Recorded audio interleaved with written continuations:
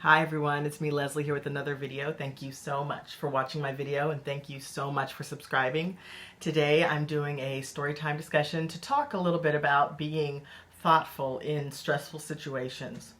So a few weeks ago I forgot all about this story until this morning when I was thinking about my video topic for the day. A few weeks ago I went to the store with my two daughters and my mom. And as some of you may know, mom has late stage Alzheimer's. She walks with a cane. But when we go to the grocery store, she uses the basket as her cane, essentially. So she'll push the basket. River, my 1.5-year-old, she'll be in the cart with the little buckle. And then Rose, she will be pushing her own little basket. And so, as you can imagine, it's like really tricky trying to keep everybody together, trying to keep everyone safe. River will stand up in the cart. I'll have to sit her back down. My mom will start wandering away from the cart. I have to guide her back to the cart. Rose will start running with her basket. So it's really complicated, really stressful, but we make it work. Once our trip was finished that day, we were heading to the line.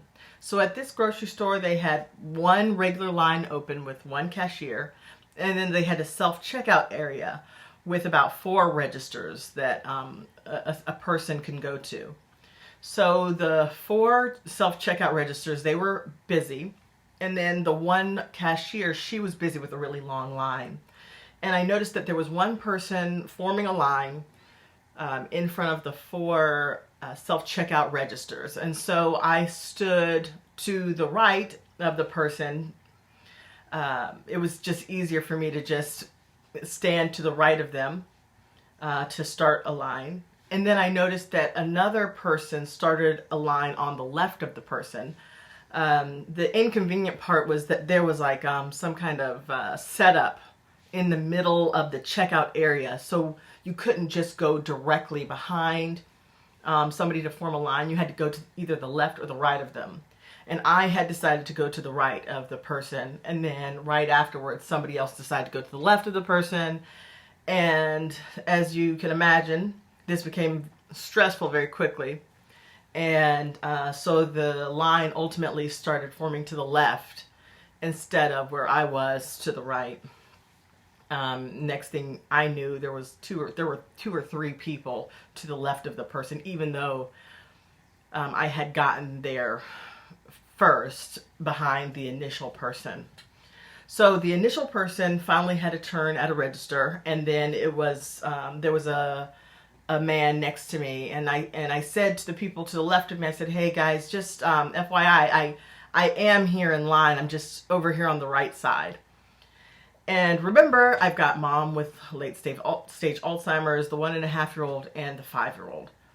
And the man to the left of me, he didn't even acknowledge me. He just kind of shrugged his shoulders and shook his head and moved closer to the registers. And then there was a woman behind him who looked at me and said, "The line has formed over here. The line is over here to the left. This is the line." And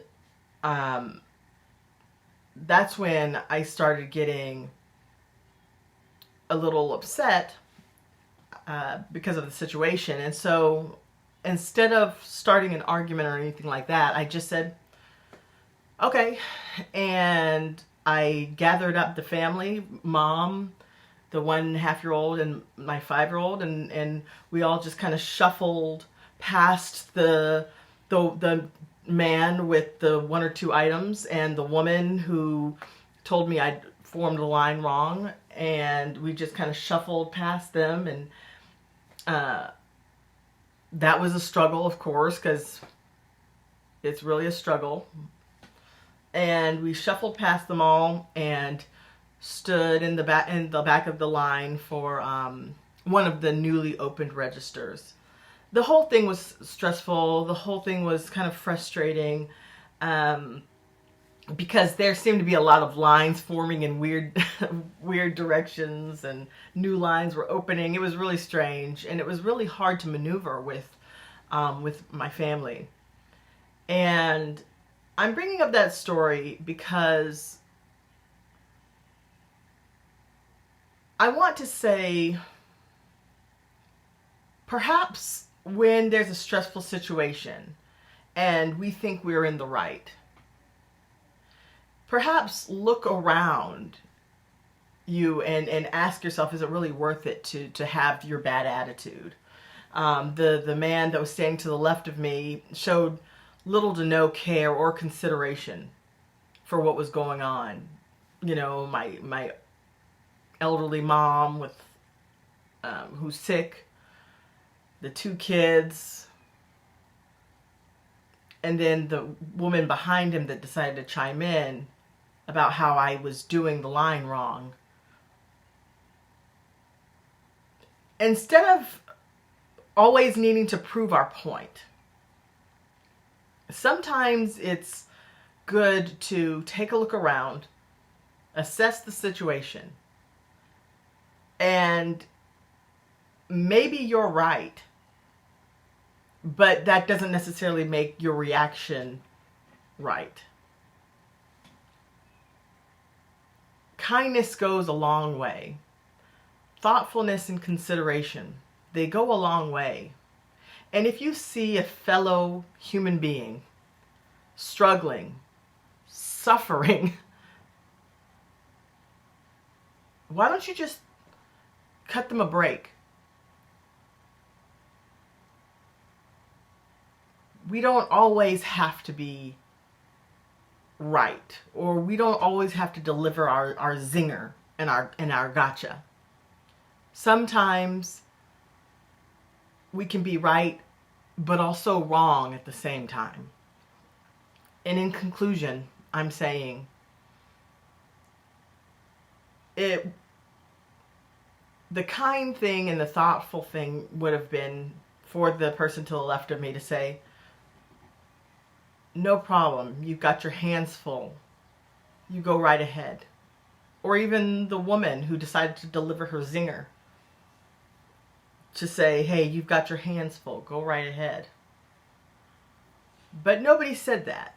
And I'm not saying that I necessarily expected them to, but what I plan to do and what I try to do is look around and make sure I am trying to be a thoughtful, courteous human being and treat others the way I would like to be treated. And I believe in that time, I wasn't being treated the way those people would have liked to be treated.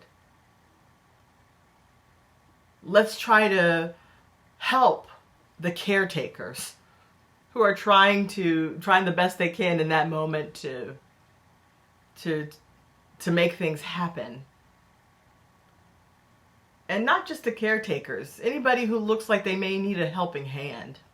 Let's try to be thoughtful, considerate, decent human beings. A little bit of kindness goes a long way. Not just for us to receive others' kindness, but for us to also give help and kindness to others. So that's where I'll end the video today. Thank you all so much for watching, and until next time, bye.